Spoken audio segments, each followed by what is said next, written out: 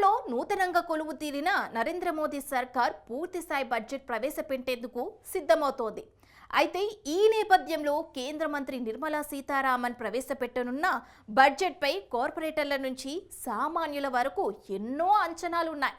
ప్రధానంగా మధ్యతరగతి ప్రజలు, వేతన జీవులు కేంద్ర బడ్జెట్పై భారీ ఆశలు పెట్టుకున్నారు. దీంతో రానున్న బడ్జెట్లో పన్ను ప్రయోజనాలు ఏ మేరకు ఉంటాయన్నది ఉత్కంఠ రేపుతోంది.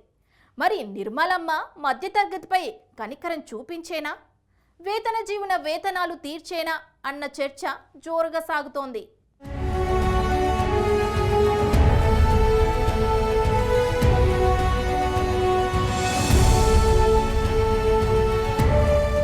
కేంద్ర బడ్జెట్కు వేళ్లయింది.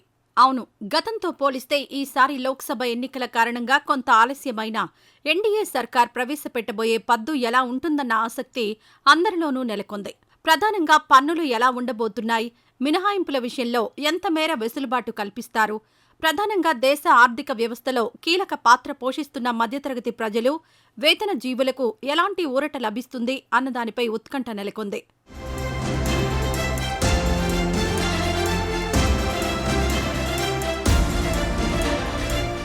సాధారణంగా ప్రతి ఏటా బడ్జెట్ను ఫిబ్రవరి 1న ప్రవేశపెడతారు. అయితే ఈసారి లోక్సభ ఎన్నికలు రావడంతో ఫిబ్రవరి 1న మోడీ ప్రభుత్వం ఓటాన్ అకౌంట్ బడ్జెట్ ప్రవేశపెట్టింది. ఎన్నికల తర్వాత ఏ ప్రభుత్వం కొలువు తీరుతుందో తెలియని పరిస్థితుల నేపథ్యంలో అప్పటి వరకు అధికారంలో ఉన్న ప్రభుత్వం సాధారణంగా ఓటాన్ అకౌంట్ బడ్జెట్ ప్రవేశపెడుతుంది. ఈ బడ్జెట్ ఎన్నికలు పూర్తయి కొత్త ప్రభుత్వం కొలువు తీరే వరకు అమలులో ఉంటుంది. ఆ తర్వాత నూతన ప్రభుత్వం వచ్చాక పూర్తిస్థాయి బడ్జెట్ ప్రవేశపెట్టాల్సి ఉంటుంది. దీంతో ఇప్పుడు మరోసారి మోడీ ప్రభుత్వం బడ్జెట్ ప్రవేశపెట్టేందుకు సిద్ధమవుతోంది. అయితే వరుసగా మూడోసారి ఎన్డీఏ సర్కార్ కేంద్రంలో కొలువు తీరడం, గతానికి భిన్నంగా సంకీర్ణ సర్కార్ కొలువు తీరడంతో నిర్మలమ్మ పద్దుపై అందరిలోనూ ఆసక్తి నెలకొంది.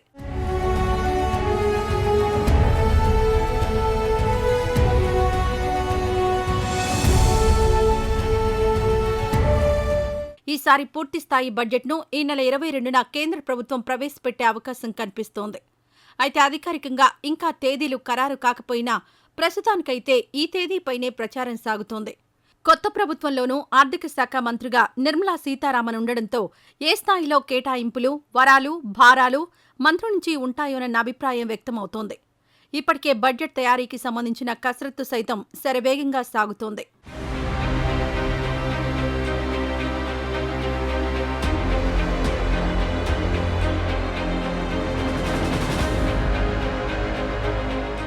సాధారణంగా బడ్జెట్ అనగానే ఇన్కమ్ ట్యాక్స్ మినహాయింపులు ఎంతవరకు ఉంటాయన్న దానిపై వేతన జీవుల్లో ఎక్కువగా ఆసక్తి నెలకొంటుంది. అలాగే పారిశ్రామిక వర్గాలకు ఏ మేరకు తగ్గింపులు, భారాలు ఉంటాయన్న దానిపైన వ్యాపార వర్గాల్లో చర్చ జరుగుతూ ఉంటుంది.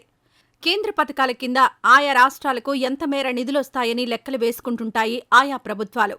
ఇక తెలుగు రాష్ట్రాల విషయానికొస్తే వివిధ పథకాలకు కేటాయింపులు ఏ మేరకు ఉంటాయన్న ఉత్కంఠ నెలకొంది.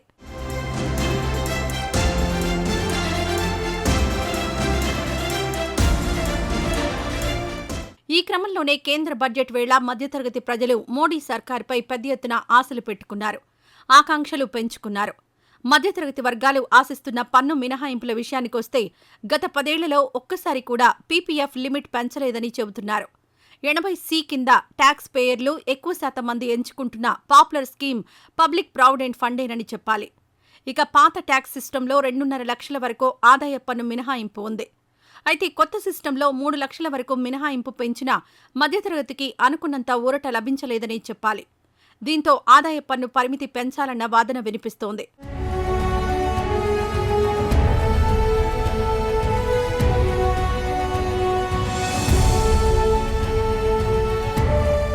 పాత పన్ను పద్ధతిలో వివిధ మినహాయింపుల కింద 1.5 లక్షల వరకు పన్ను ప్రయోజనాలు పొందే అవకాశం ఉంది.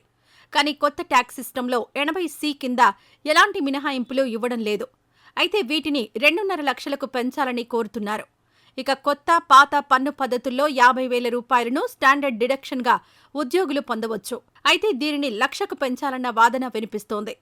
మెడికల్, ఇంధన ఖర్చులు పెరిగిన ప్రస్తుత సమయంలో ఇలాంటి నిర్ణయం తీసుకుంటే మధ్యతరగతికి మేలు జరుగుతుందన్న అభిప్రాయం వ్యక్తమవుతోంది.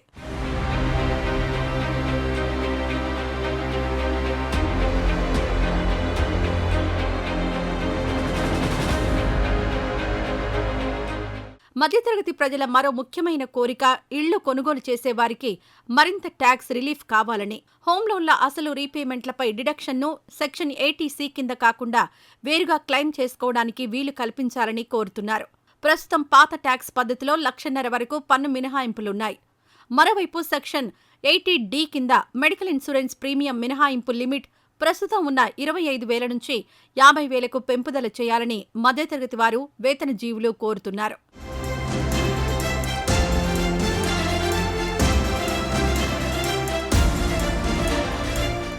ఇప్పటికే దేశంలో వివిధ రకాల వస్తువుల ధరలు పెరిగాయి. చివరకు కూరగాయల రేట్లు సైతం మండిపోతున్నాయి. ఇలాంటి పరిస్థితుల్లో తమకు కనీసం పన్ను చెల్లింపుల్లోనైనా చెప్పుకోదగిన స్థాయిలో మినహాయింపులివ్వాలని కోరుతోంది మధ్యతరగతి భారతం.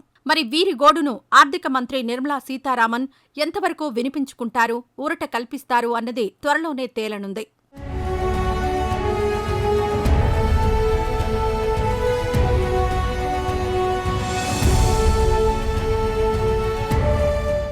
ఇది ఇవాల్టి ఇదండి సంగతి కార్యక్రమం. రేపు మరో ఎపిసోడ్లో మళ్ళీ కలుసుకుందాం. అంతవరకు సెలవు. నమస్తే.